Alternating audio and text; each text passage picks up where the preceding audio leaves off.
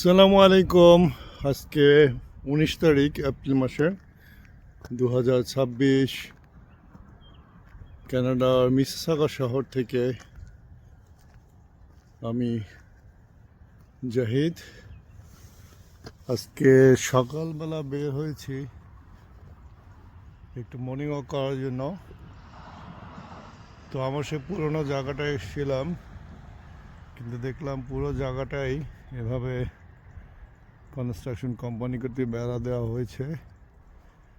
তো বেড়ার শেষ মাথা আমি লেখা দেখলাম টিলিয়াম যে হসপিটাল, সামনেই মিসিসাগার সবচেয়ে বড় হসপিটাল, ওটা সম্ভবত কোনো এক্সটেনশনের কাজ এখানে চলবে।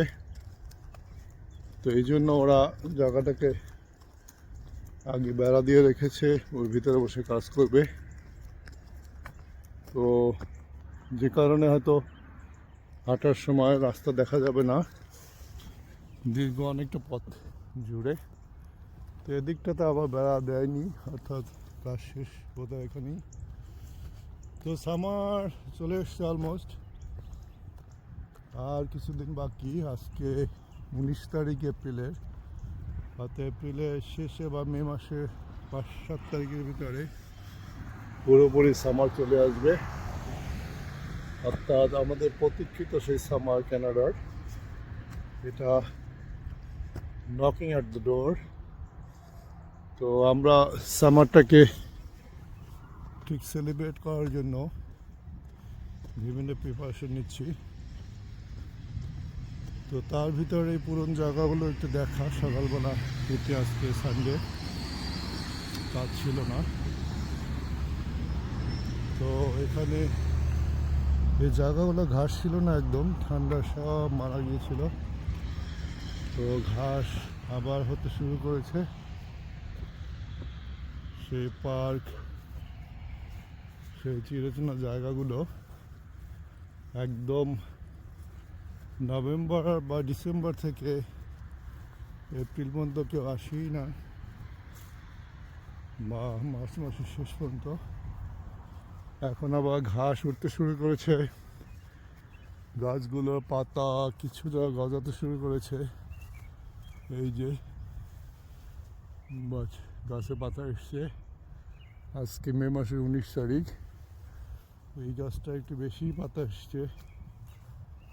এই যে এটা এপ্রিল মাসের শেষ নাগাদ চলে আসবে। আর এই গাছটা, এগুলো সবসময় পাতা থাকে। টেম্পারেচার যদি -20-30ও থাকে, এই গাছটা পাতা কখনই পড়ে না। আর বাকি সব গাছগুলোরই পাতা ঝরে পড়ে গিয়েছে, এখন আবার সেই পাতা উঠতে শুরু করেছে। এই যে সকাল 8টা বাজে নাই, পার্কের এই অবস্থা। অবশ্যই এই সময় কেউ ঘুম থেকে তেমন ওঠেও না, সানডে। সানডেতে মানুষের ঘুমানোর দিন, অনেকে স্যাটারডে সানডে কাজ করে না। তার উপরে ঠান্ডা বাতাসও কিছুটা আছে, বাট আমি তো আর ঘুমানো পাবলিক না, প্রকৃতি ঘুরে বেড়ায় যখনই সময় পাই, সুযোগ পাই। কিন্তু কানাডার প্রকৃতির বৈচিত্র্য, উইন্টারটা অনেক বেশি, 6-7-8 মাস। তাই এই কাজে আমি বাধাপ্রাপ্ত হই। 6-7 মাস এরকম আমি ঘুরতে পারি না। কিন্তু সামারটা আসা মাত্রই আমি সকালে নেমে যাই, যাতে প্রকৃতির সাথে সময় কাটানো যায়। প্রকৃতি আসলে মানুষের আসল ঠিকানা, যেখানে পাখির গান রয়েছে বাংলাদেশের মতো। শুনতে পাচ্ছি নিশ্চয়ই। এটা একটা ব্যায়াম করার জায়গা, যারা পার্কে আসে সকালবেলা বিভিন্নভাবে ব্যায়াম করে। এই ছবিগুলো এখানে দেওয়া আছে, যে যেটা পছন্দ করবে, যার যেটা উপযোগী হবে, সে সেই ব্যায়ামটা করবে। তো পাখির ডাক ঠিক বাংলাদেশের মতোই পাখি, তো কী পাখি আমি জানি না, বাট সুন্দর। পাখি গান করতেছে, সকালে একটা মৃদু হাওয়া, অনেক বেশি ঠান্ডা না, আবার গরমও না, গরমের চেয়ে একটু নিচে, ঠান্ডার চেয়ে একটু উপরে, এরকম একটা আবহাওয়া। তো এই পার্কটা সামারে এই টাইমে অনেক মানুষ থাকবে, যদিও সামার আসতে এখনও 15-16 দিন বা 20 দিন বাকি। তো ওরা পার্ক রেডি করে ফেলেছে। এই যে নিচে দেখতেছেন গাছের যে ছোট ছোট টুকরো, এগুলো ওরা দিয়ে দিয়েছে। এগুলো হচ্ছে কানাডার যে অনেক বেশি পরিমাণ গাছ, সিটি যখন এই গাছগুলো কাটে একটা যন্ত্রের ভিতরে দিয়ে দেয়, সে যন্ত্র এই গাছগুলোকে এত টুকরো টুকরো করে কেটে ফেলে এবং সিটি এগুলো রেখে দেয়। তারপরে বিভিন্ন পার্কে বিভিন্ন জায়গায় এরা এই গাছগুলো ছোট ছোট টুকরোগুলো দিয়ে দেয়, যাতে জায়গাটা কাদা না হয়, একটু কমফোর্টেবল ফিল হয়। এই জন্য এটা সিটিরই কাজ। তো সকালবেলা আবহাওয়াটা কিছুটা গুমোট, রৌদ্র নেই, সূর্য তেমন ওঠে না, একটু ক্লাউডি ভাব। গাছগুলো পাতা গজাতে শুরু করেছে, অনেক গাছ যে ভেঙে পড়েছে। লাকড়ির আর অভাব নেই, এদেশে যদি চুলো দিয়ে কেউ রান্না করতো তাহলে অজস্র পরিমাণ শুকনো কাঠ এখান থেকে ফ্রি পাওয়া যেত, সব পড়ে আছে।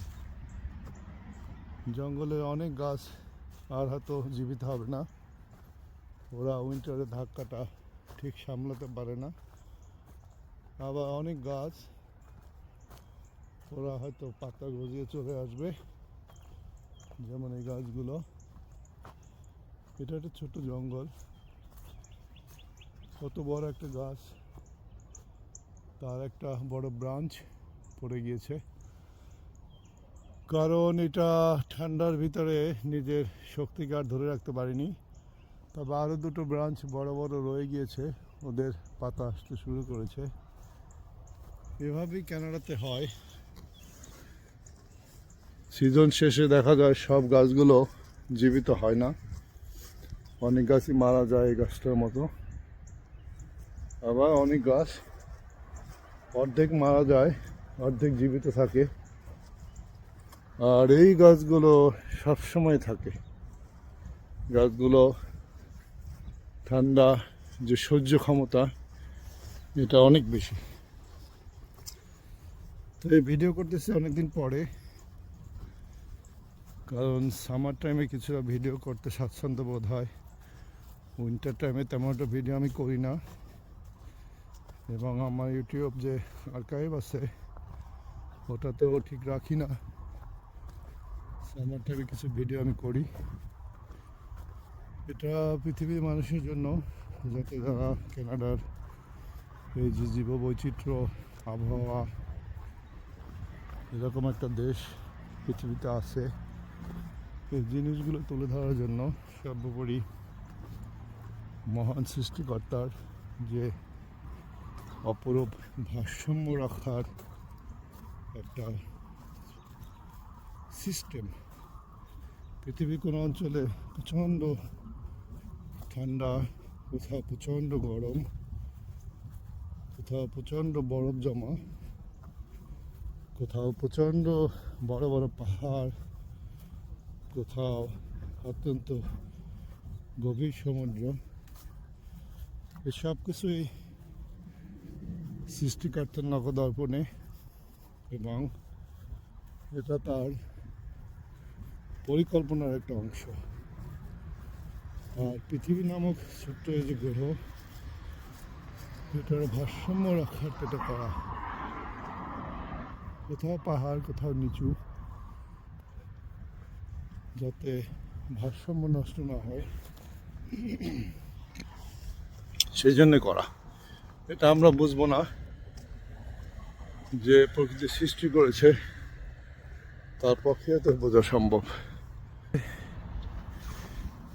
কিছু মানুষ জগিং করতেছে, সকালে দৌড়, ও দিকটাতে আমি আর যাবো না। এটা একটা হাইওয়ের মতোই, কুইন্স ওয়ে, কিউইডব্লিউ হাইওয়ের একটা অংশ। তো